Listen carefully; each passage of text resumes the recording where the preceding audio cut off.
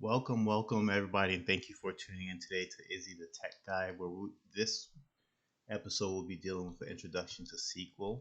I will be doing a few series here on SQL and getting everybody acclimated to how to use SQL.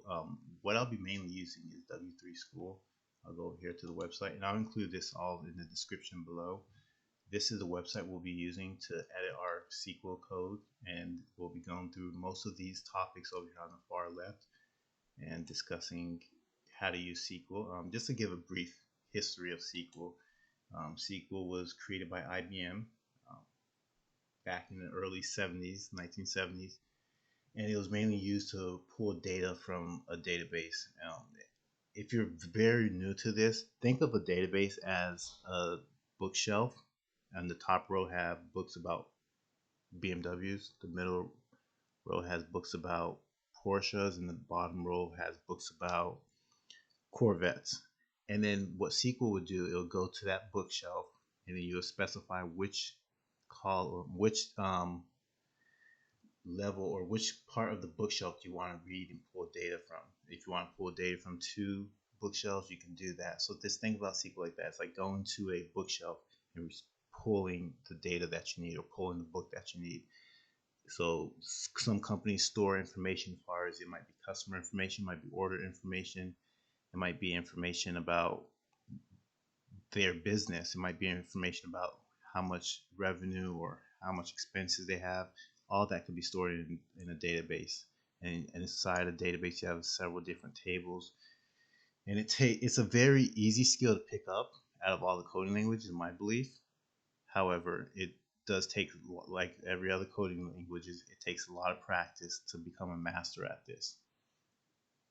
Where SQL is at now, SQL, to me, I always tell everybody this: data is like the new gold, and that's where SQL is at now.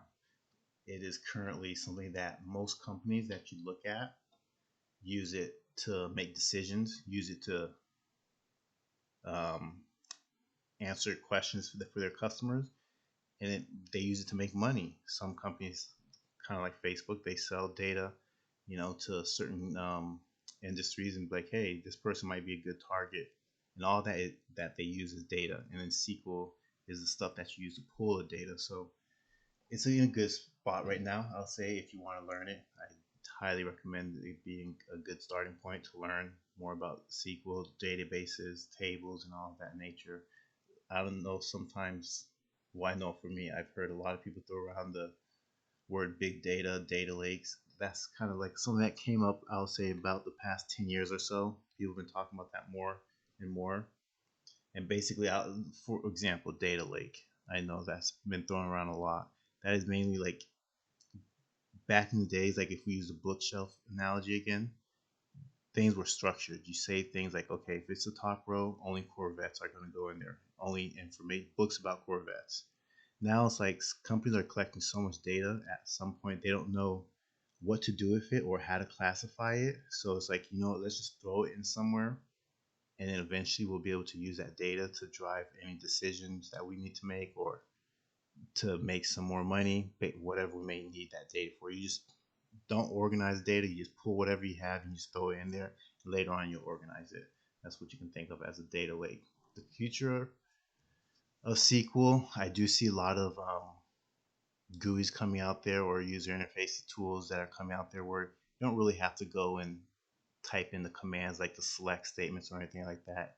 You just can go out there and just drag and drop certain things, and it just creates the query in the back scene for you. So I do see that coming, but it's still good to know because one thing that you'll run into, the GUIs that they make, there sometimes can be limited, especially if you're dealing with data that you've never seen.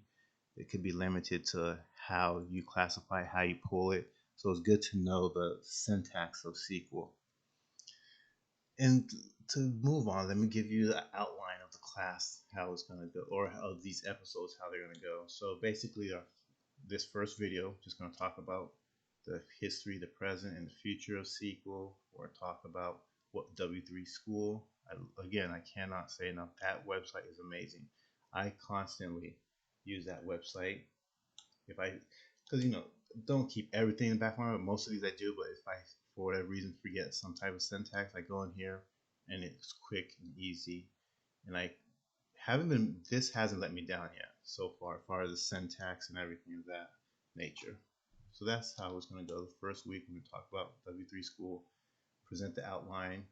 Then the second video it'll be around tables, the select statements. Then we're going to get into more of the select statements, and we'll get into syntax of SQL. And starting, I believe, yes, episode 3, I'll start introducing some checkpoints where we can go through and answer some of these questions. And again, that'll be in episode 3. So this week we won't have this episode, we won't have it. Next episode we will not as well. Starting around episode 3 is where we do that, and it will just keep going on talking about where clauses and or and not clauses. And then we're going to keep going again, nulls, not nulls. These are just things as we go through these episodes, you'll learn exactly what these mean. And one thing, and then here we have, as far as like sometimes there's different tools you can use to query. You have SQL Server, you have MySQL, Oracle. You have several different tools you can use, but usually all of them do use the ANSI standard, which is what W3school teaches. Again, reason why I love that website. And then we're going to get into the aggregate functions, and we'll just get to know more of what that means. And that's basically a quick overview and an introduction to SQL. And I hopefully you guys enjoy this ride along with me.